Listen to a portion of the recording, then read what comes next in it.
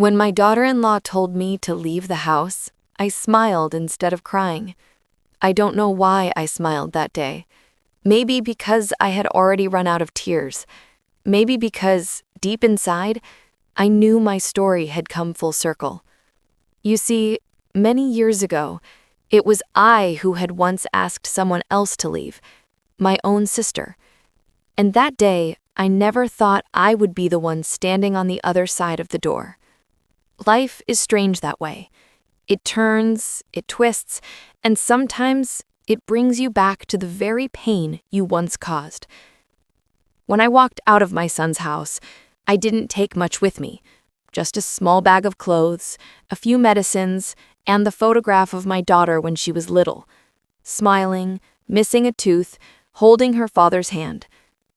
That photo was all I had left of the family I once believed would never break. As I walked down the street, I could still hear the echo of my daughter-in-law's voice. "Amma, please understand, we just need our space. You've stayed long enough." Her words weren't cruel. She said them softly, politely even. But sometimes, even gentle words can cut deep. That evening, the sun was setting and everything felt like a memory. The air smelled of rain, and I could almost hear my late husband's voice calling my name from far away. For a moment, I wished I could just go to him, leave behind the weight of this heart, the years of mistakes and regrets. But life doesn't end just because we're tired. It keeps moving even when we don't want it to. As I reached the bus stop, my hands trembling slightly, my phone buzzed. It was a message from my daughter, the one who hadn't spoken to me in years. "Amma, where are you?" I stared at those words for a long time. My heart beat faster like it hadn't in years. Her message came like a soft light through a dark room, a small, hesitant light of hope. Maybe, just maybe, it wasn't too late to fix what had been broken. Maybe it was time to tell the truth. The truth about my sister, the truth about my husband, the truth about how my own choices had destroyed the peace of our home, and how my daughter, the same little girl in that old photograph, would one day give me back the dignity I had lost. When I think back to the beginning, it almost feels like another life, a quieter one, a simpler one.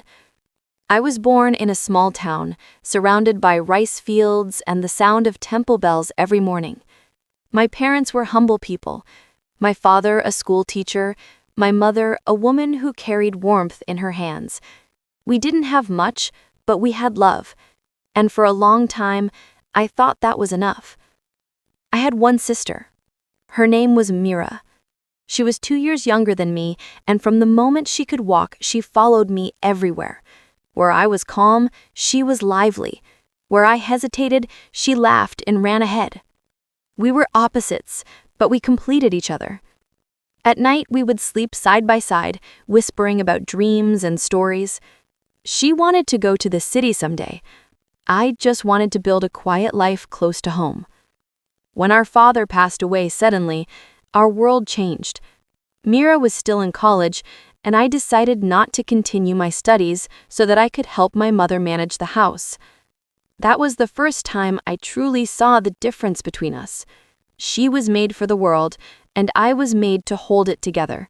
Years later, I met Raghavan, my husband. He was a kind man. Not perfect, but kind. He worked in a government office and his gentle voice drew me in. When we got married, Mira was the happiest person in the room. She danced more than anyone else. She said, "Akka, you're so lucky. He looks at you like you're the only person in the world." For a while, I believed that too. Our life together began quietly. We rented a small house, filled it with simple things, a few steel utensils, a wooden cot, a radio that played old songs every morning. We didn't have much money, but we had each other. Then came our daughter, Ananya. When she was born, Raghavan cried. He held her so gently as if she was made of sunlight. I used to wake up at dawn, feed the baby, and listen to him humming softly as he prepared for work. In those early days, everything felt like a blessing. Even tiredness was beautiful. Meera would visit often. She had started working at a textile company in the city and always brought sweets for Ananya. The house would light up when she came. She would play with the baby, tease Raghavan for his serious face, and fill every corner with laughter. Sometimes I would watch her and think, how lucky I am to have both of them in my life. My husband, my sister, my child. The three people who meant everything to me. But life, as I've learned, changes slowly, quietly, before it changes all at once. It began with small things. Meera would visit more often, sometimes staying the night because it was too late to take the bus back. Raghavan didn't mind. He said she was like his own sister. I felt proud, even grateful. To see my husband and my sister so close felt like proof of our happy home. I remember one evening. It was raining outside. The three of us sat near the window drinking tea. Ananya was asleep and the rain made a soft music on the roof. Meera said, Akka, do you ever miss your old self, the one before marriage? I laughed. That girl was too serious, always worrying about everything. Raghavan smiled at me and said, That's what I like about you. You care. Too much sometimes, but it's what keeps this house together. Meera looked at us and smiled. But there was something in her eyes, something quiet, unreadable. I didn't notice then. When our mother fell ill a few years later, I spent a lot of time at her house, caring for her. Meera helped when she could, but she was busy with work. Raghavan managed the home alone, and sometimes Meera would drop by to help him. At first, I was thankful. She cooked for him, cleaned, helped with Ananya. It all seemed so natural, the kind of love only sisters could share. But one afternoon, when I returned home unexpectedly early, I saw something I didn't quite understand. Meera was standing on the veranda, wearing my sari, a pale blue one I loved. Raghavan was inside, reading the newspaper. I laughed and said, Hey, that's mine. She smiled and said, You left it here last week. It looks nice, doesn't it? Raghavan looked up briefly and said, It suits, sir. That moment stayed with me, though I didn't know why. It was small, innocent even, yet something inside me shifted. As months went by, my mother's health worsened. I was away more often, and Meera's visits to my home became even more frequent. Sometimes, when I returned, I'd notice small changes, a new curtain, a different flower vase, a faint smell of perfume I didn't own. Raghavan would brush it off when I asked. Meera thought it would look nice, he'd say. And I would nod, forcing a smile. There were no loud fights, no accusations, just a quiet distance growing like fog between two hills. At night I would lie awake listening to Raghavan's slow breathing beside me, wondering if I was being foolish. Was I imagining things? Was my heart simply jealous of the closeness between them? Sometimes I prayed to be wrong. When my mother passed away a few years later, Meera was there. She cried harder than I did. And when the rituals were over, she held my hand and said softly, Akka, you're not alone. You have me. I believed her. I wanted to believe her. But something about her touch felt different. Not unkind, just distant. Like she was holding me out of duty, not love. That night, as I packed my mother's belongings, I found a photo of me and Meera as children. We were sitting near the pond, holding hands, smiling wide.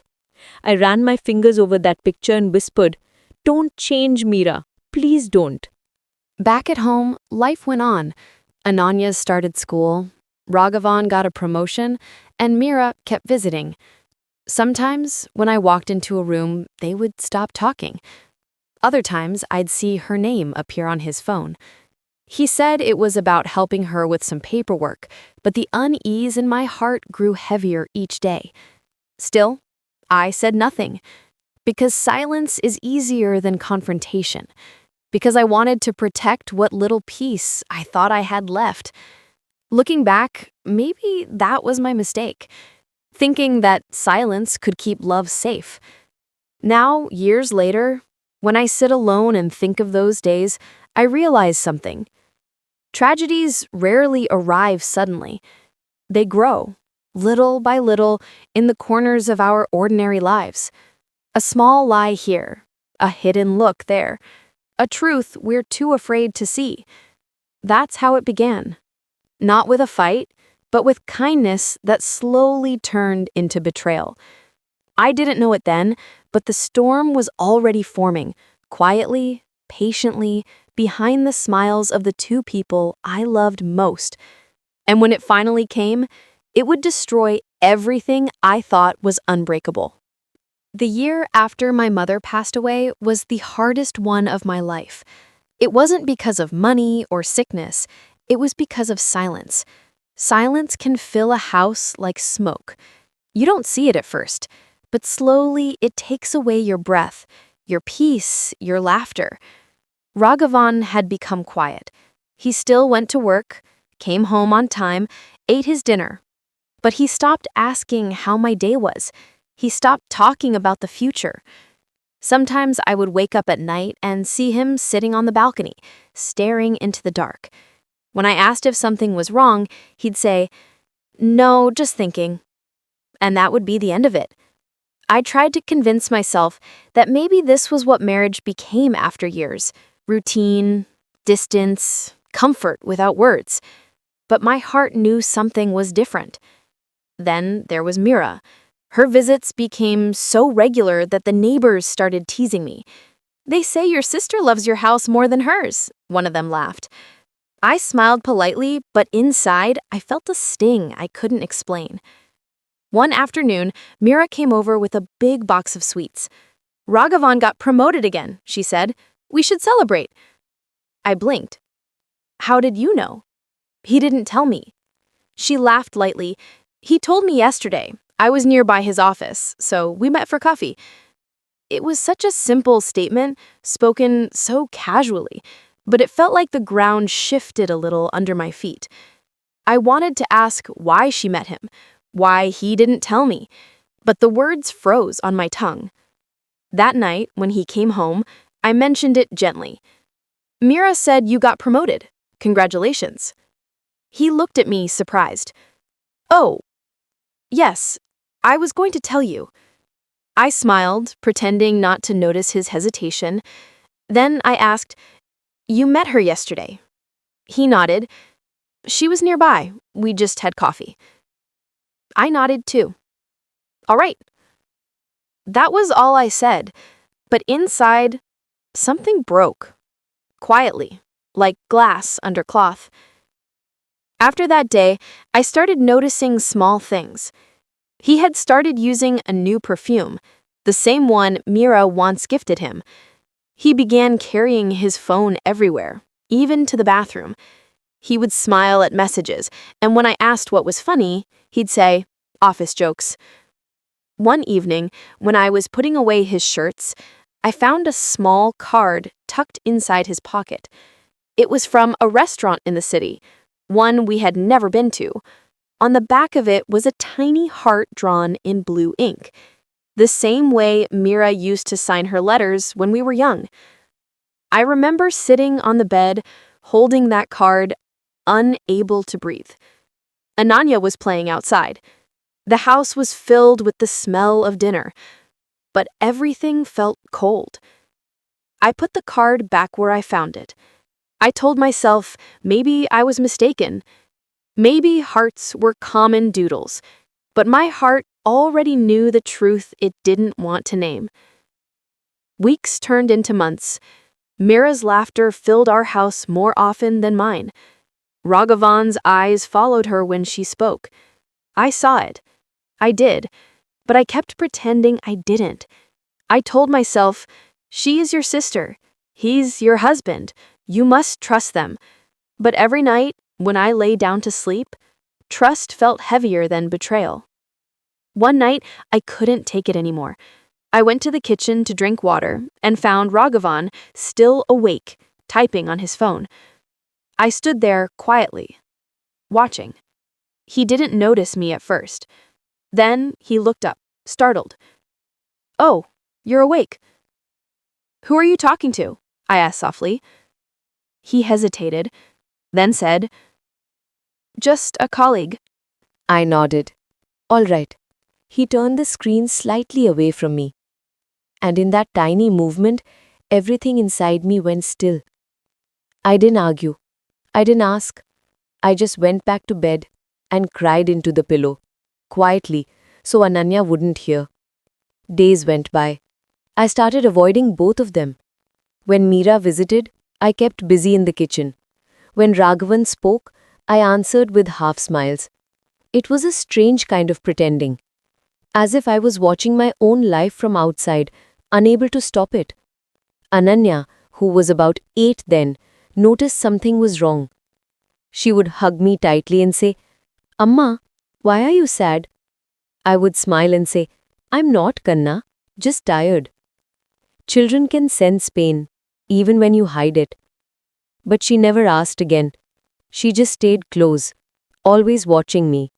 One day, Meera came over with a new sari. She said, "Akka, I bought this for you. Try it on." It was beautiful, maroon silk with gold borders. But when I unfolded it, a note slipped out from the wrapping. It was short. "See you tomorrow, same place. R." I froze. My hands trembled so much that I nearly dropped the sari. Quickly, Meela bent down and picked up the note. Her face changed just for a second before she smiled. "Oh, that must have been from my office friend. Sorry, I reused the wrapping paper." Her words sounded calm, but her eyes didn't. They looked frightened. I forced a laugh. "Oh, I see. That's fine." And we both pretended not to notice what had just happened. After that, I couldn't keep lying to myself. I started observing everything carefully. Her visits, their words, their glances, and slowly, all the pieces began to fit together. The truth was there, hiding behind every smile. And it was destroying me, quietly. But even then I didn't confront them. I was afraid, not of the truth, but of losing both of them. How do you accuse your sister of loving your husband? How do you accuse your husband of betraying the only family you have left? There is no gentle way to say such words. So I stayed silent. Then came the day that changed everything. It was Ananya's school annual day. Raghavan promised to pick her up and take her to the function because I was busy preparing her costume. Evening came.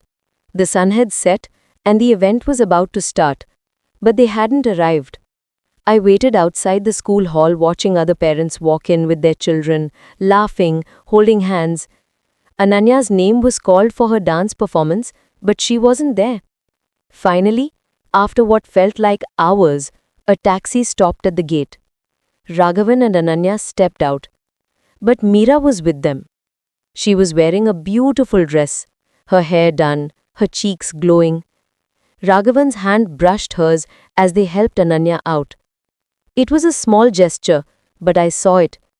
The way they looked at each other, not like siblings, not like friends, like two people caught between guilt and desire. Something inside me shattered quietly. That night after Ananya went to bed, I asked him. I didn't shout. I just said, "Raghavan, are you in love with Meera?" He froze. His lips parted, but no sound came out. And in that silence, I got my answer. He sat down, buried his face in his hands and whispered, "I didn't mean for it to happen." Those words cut deeper than any scream could have. The days that followed were a blur. Meera came over once, crying, saying she was sorry. She said, "It just happened, Akka. I didn't plan it." I wanted to hate her. I wanted to scream. But all I felt was empty. She was my sister, the same girl who held my hand when I was afraid of the dark. And now she was the one who had turned my world into darkness. Raghavan said he was confused. He said he still loved me, but he couldn't stop thinking about her. He said he didn't want to break the family. And for the first time in my life, I felt small, smaller than a shadow. I told him to leave for a few days. He went to stay with a friend. Meera stopped visiting.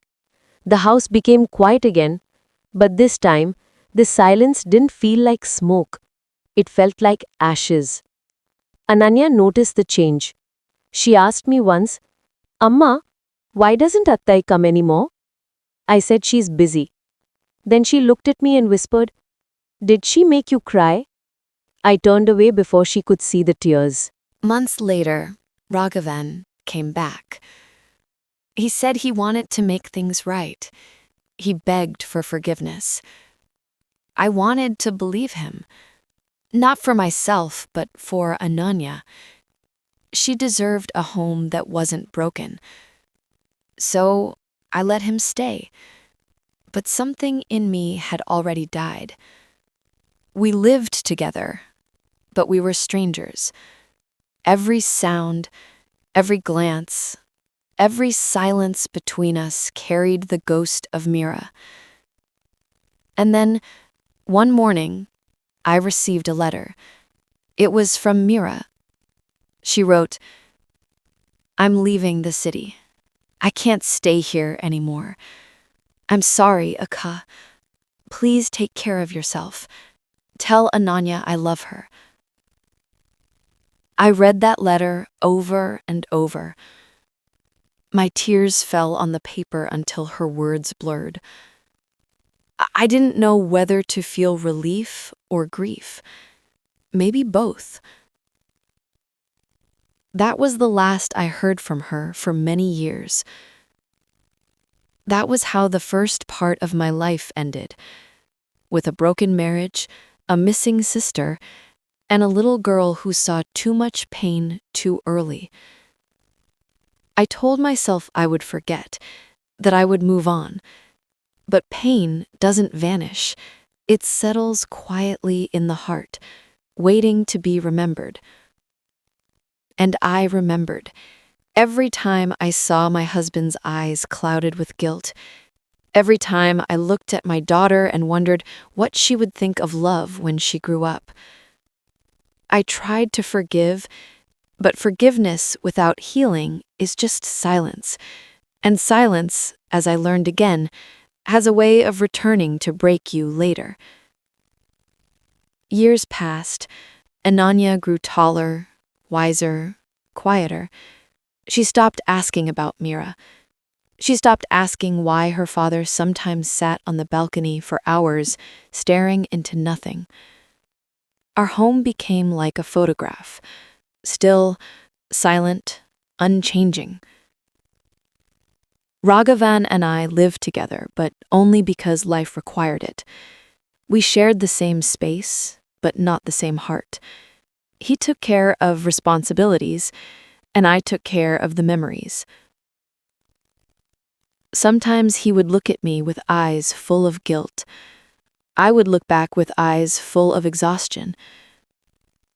We didn't need words anymore. For a while, that seemed enough. Not happiness, but peace. Ananya finished school and went to college in another city. The house felt empty without her laughter. I spent my days cooking simple meals and tending to the small garden she had planted before leaving. Every evening, I watered the plants and talked to them quietly. It sounds silly now, but it made me feel less alone. Then one day, after almost 15 years of silence, I received a letter. The handwriting was familiar. My hands shook as I opened it. It was from Mira. She wrote, Akka, I don't know if you will ever forgive me. I'm living in Chennai now. I have a small tailoring shop. Life has not been kind, but I am trying to be. I think about you and Ananya every day. If you ever wish to see me, I'll be waiting. There was no address, only a phone number. I stared at that letter for a long time. My heart didn't know whether to feel anger or love. After all these years, the wound had turned into a scar, but a scar still remembers where it came from. That evening, I showed it to Raghavan. He read it slowly, then looked at me. She's alive, he whispered. Yes, I said. He opened his mouth to say something else, but I stopped him. I don't want to hear her name again, and I walked away. But life has a strange way of circling back. A few months later, Raghavan fell ill. It started with coughing, then weakness, then long days in bed. Ananya came home to help. She was grown now, a young woman, graceful, strong like her grandmother once was. She took charge of everything, the medicines, the cooking, the doctor visits. Watching her move around the house with quiet determination made my heart ache with pride. One evening, as I sat beside Raghavan's bed, he said softly, "I wish I could say sorry one more time. To Mira." I didn't answer. He reached for my hand. He said, "I know you broke me. If you can forgive me, please do." Tears filled my eyes. I didn't know if I had forgiveness left, but I held his hand and said quietly, "You were my husband. I can't hate you, but I can't love you the same way again either." He closed his eyes. That was the last deep conversation we ever had. 2 months later, he passed away. The funeral was simple. Neighbors came, a few relatives, some old colleagues. I sat near his photograph, numb. When everyone left, I sat alone in that empty house, surrounded by silence. That night, I took out the old letter from Mira again. For years I had avoided that name. Now there was no one left to protect. No marriage, no shared home, no anger big enough to hide behind. I called the number. A woman's voice answered. "Hello?" "Mira," I whispered. There was a long pause. Then a soft, trembling reply. "Akka." The sound of her voice broke something inside me, the wall that I had built for 15 years. She started crying before I could speak. "I thought you would never call. I didn't deserve it." And for the first time in years, I cried too. We didn't talk long that night, just enough to know we were both still alive, still carrying the same pain. She said she wanted to meet me. At first, I refused, but Ananya, who had been listening quietly from the next room, came to me later and said, "Amma, maybe it's time. You've both punished yourselves long enough." Her words were gentle, but they carried the weight of truth. She had grown into a woman who saw pain not as something to avoid, but to understand. So I agreed. A week later, I went to Chennai. The city felt loud and fast compared to my quiet town, but my heart was louder than all the traffic. When I reached the small tailoring shop, I stood outside for a long moment. The sign read, "Mira's Stitch and Smile." Through the glass window, I saw her, older, thinner, with streaks of gray in her hair. For a moment, I saw not the woman who took my husband, but the girl who used to share my blanket, who tied my ribbons before school, who held my hand when thunder scared me. When she looked up and saw me, her face froze. Then she ran out, tears already falling. "Akka," she whispered. We didn't speak. We just held each other and cried, like two children who had been lost too long. Later, we sat in her small kitchen. She poured tea into cracked cups and said, "I've thought about this moment for years. I never had the courage to face you." I looked at her quietly. Her face had changed, but her eyes were still the same. Soft, full of feeling. She said, "I was foolish. I thought I was in love, but it wasn't love, Akka. It was loneliness. I wanted to be like you, cared for, needed, important. I didn't see how much pain I was causing." Tears filled her eyes. "I lost everything because of that mistake. I've lived with guilt every single day." I didn't interrupt. I just listened. Then she said, "When Raghavan died, I wanted to come, but I was afraid you would hate me. I looked down at my cup. Hate is heavy, I said softly. I've carried it too long. I don't have the strength for it anymore. Her hands trembled as she reached across the table. Can you forgive me? For a long time, I couldn't speak. The memories, the pain, the betrayal, they all came rushing back. But then I saw her, my sister, broken, honest, human. And I realized forgiveness doesn't mean forgetting. It means choosing peace over pain. I nodded slowly. I forgive you. She began to cry again. And for the first time in years, my tears didn't burn. They felt clean. We talked for hours after that, about our parents, about Ananya, about the lives we had lived apart. When she left, she held my hand and said, I'll never ask for your place again. I just want to be your sister. I smiled through tears. You always were. That night, I stayed at a small lodge near the station. I looked out the window and whispered, Raghavan, wherever you are, I've forgiven her. Maybe that's what you wanted too. For the first time in years, I slept peacefully. When I returned home, Ananya was waiting at the gate. She hugged me tightly and said, Amma, you look different, lighter. I smiled. Maybe because I finally let go. She nodded slowly. That's good, Amma. I'm proud of you. Her words made me realize something. The real healing wasn't just mine. It belonged to her too. Because children carry their parents' wounds quietly in their hearts. And when we heal, we free them too. That was the turning point of my life. Not the day my sister took my husband, but the day I took back my peace. Years of pain, shame, and silence ended with a single act of forgiveness. Not loud, not grand, just two sisters holding hands in a small kitchen, promising to start again. The months after I met Mira felt different. Not perfect, just quieter, easier to breathe.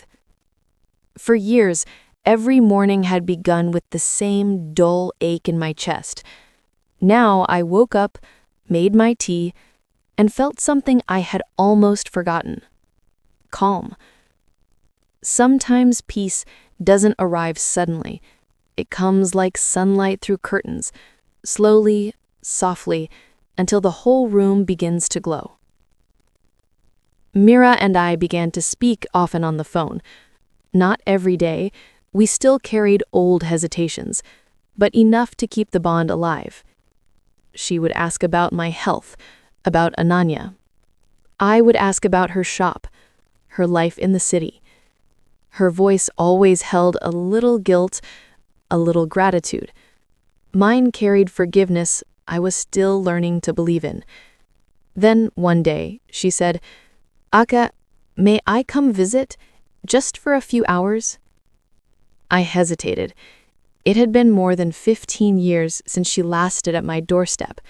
But Ananya, who was sitting nearby, nodded quickly. Yes, Amma. Let her come. It's time. So I said yes. The next afternoon, Mira arrived. She stepped out of the taxi, holding a small bag and a bunch of jasmine flowers, my favorite.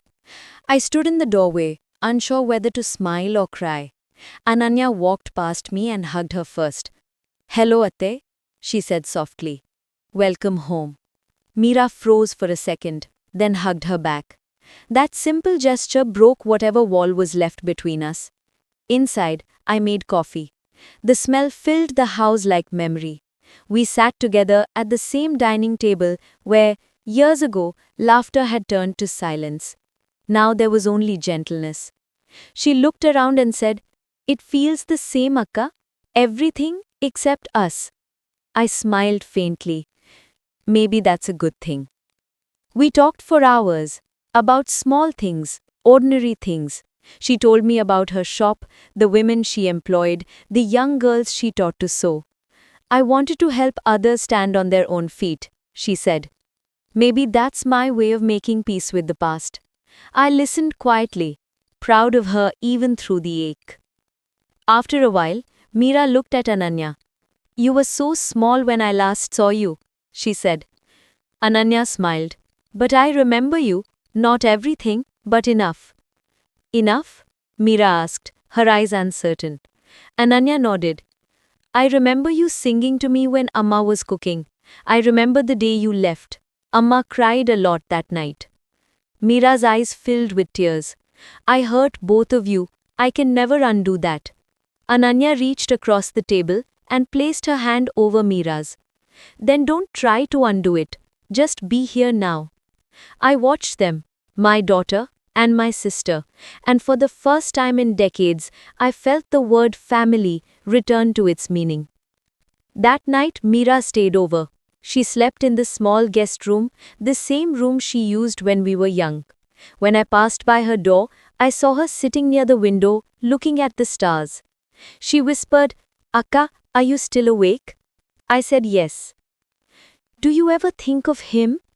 Her voice trembled when she said him. I paused. I think of what he used to be, not what he became. Maybe that's how I forgive him. She nodded slowly. I still pray for him. I hope that's not wrong. It's not.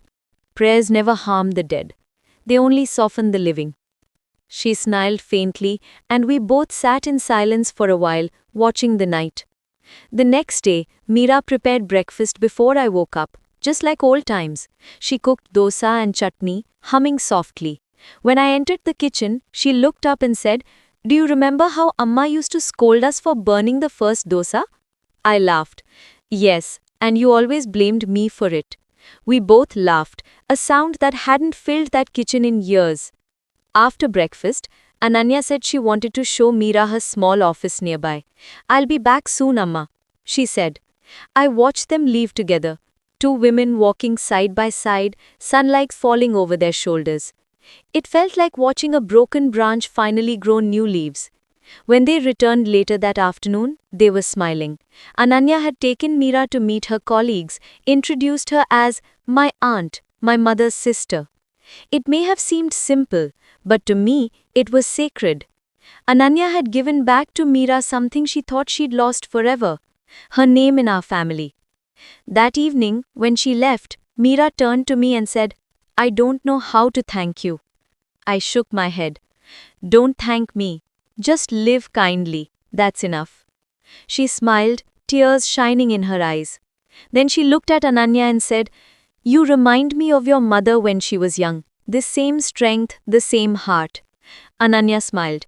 I learned both from her and from her mistakes. She looked at me gently when she said it, and I knew she didn't mean it unkindly. When Meera's taxi left, the road outside was golden with evening light. I watched until the car disappeared, then went back inside. For the first time, the house felt full, not with people, but with peace. Years continued to move quietly. Ananya got married a few years later. Her husband was kind, thoughtful, someone who listened more than he spoke. When I met his family, I felt nervous, wondering if they would look at my past with judgment. But they treated me with respect. During the wedding ceremony, Ananya held my hand tightly and whispered, Amma, whatever happens, you'll never be alone again. Her words settled in my heart like a blessing. At the reception, Meela came too. It was the first time in decades that she attended a family function with us.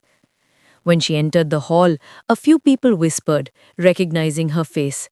But Ananya went straight to her and said loudly, This is my aunt, my mother's sister.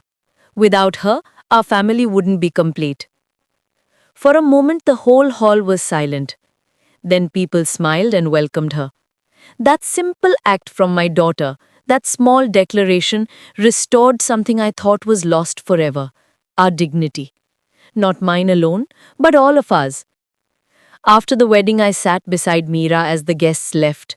She said quietly, Akka, I don't deserve this kindness, Akka. I looked at her and said, Deserving isn't the point. Love doesn't measure what we deserve.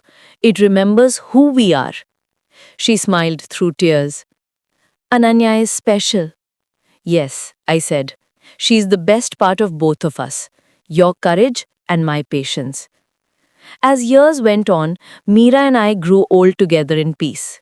She continued her work at the tailoring shop, but visited often. Sometimes she would bring young women from her neighborhood, girls who needed guidance or jobs. She would sit with them at our dining table, teaching them how to stitch, how to save money, how to stand tall. Watching her made me proud. Once she had broken my home. Now she was helping others build theirs. One afternoon, as we sat on the veranda sipping tea, she said, Akka, do you ever think that maybe pain has a purpose? I thought for a moment. Maybe. Pain shows us where love used to live. And sometimes it shows us where love can return. She nodded slowly, her eyes glistening. That's beautiful. When Ananya had her first child, Meera was the first person she called. She said, Okay, you have to come see your grandniece. I watched Meera hold the baby in her arms, tears running down her cheeks. She whispered, I thought I'd lost all chance to love again. Ananya smiled. Love always finds its way back when you stop running from it.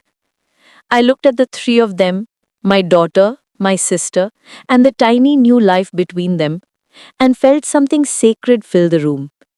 It wasn't joy exactly. It was peace. The kind that grows only after storms have passed. Now, when I sit alone on the veranda in the evenings, I think about everything that happened. There are no tears left, only understanding. If I could go back, would I change things? Maybe. Maybe I would have spoken sooner, trusted less, listened more. But then maybe I wouldn't have learned what forgiveness truly means. Forgiveness, I realized, is not about the other person. It's about freeing yourself from the story that keeps hurting you. And once you let go, love has space to grow again, quietly, patiently, in its own time. Sometimes Ananya visits with her daughter. They sit beside me, and the little one plays with the wind chimes. Her laughter fills the house, and I feel like life has given me back more than it took away. Meera often joins us on weekends. We cook together, tease each other, tell stories about our childhood. Ananya listens, smiling, sometimes shaking her head at how foolish we once were. I tell her, don't judge us too harshly. We were young and foolish, but we learned the hard way that love without honesty can't last. She nods. I know, Amma. That's why I tell my husband everything, even the small things. I don't want secrets in our home. Her words make me proud, not because she's perfect, but because she learned what I couldn't. That is how my daughter gave back our dignity, not through revenge or anger, but through compassion, through understanding, through the courage to love again without fear. Sometimes, when people hear our story, they ask, how can you forgive such betrayal? I smile and say, because forgiveness doesn't change the past, it changes the ending. Now, in the quiet mornings of my old age, I often sit by the window with a cup of tea. The world outside moves slowly, children walking to school, the milkman's bicycle bell, the leaves rustling softly in the wind. Everything feels ordinary, yet it carries a quiet beauty I once never noticed. Life, I've learned, becomes softer when we stop trying to make it perfect. It becomes peaceful when we learn to accept what has already broken. Sometimes I think back to the day my daughter-in-law told me to leave. It used to hurt deeply. Her words, her tone, that long walk down the street. But now I see it differently. If that day hadn't happened, I might never have reconnected with my daughter. I might never have learned what forgiveness truly feels like. Pain is often the doorway through which healing enters. And sometimes we only see God's mercy when we're forced to start again from nothing. I still keep that old photograph, the one of my little girl holding her father's hand, but now, beside it, there's another photo. It's of my daughter, my sister, and me, 3 women smiling under a tree, the sunlight falling gently on our faces. When I look at those two pictures together, I see an entire lifetime in between them. A lifetime of love, mistakes, loss, and forgiveness. A lifetime that taught me this simple truth. People can hurt you deeply and still love you, and you can love them back without letting the hurt define who you are. Sometimes Ananya asks me to tell her daughter stories from the past. She calls me Pati and climbs onto my lap, her hair smelling of coconut oil and sunshine. "Tell me the story about the jasmine flowers again," she says, and I tell her. About two sisters who once shared everything, dreams, laughter, and secrets. About how life separated them, and how love brought them back together. When I finish, she always asks, "Did they live happily ever after?" And I smile and say, "They learned to live peacefully ever after. That's even better.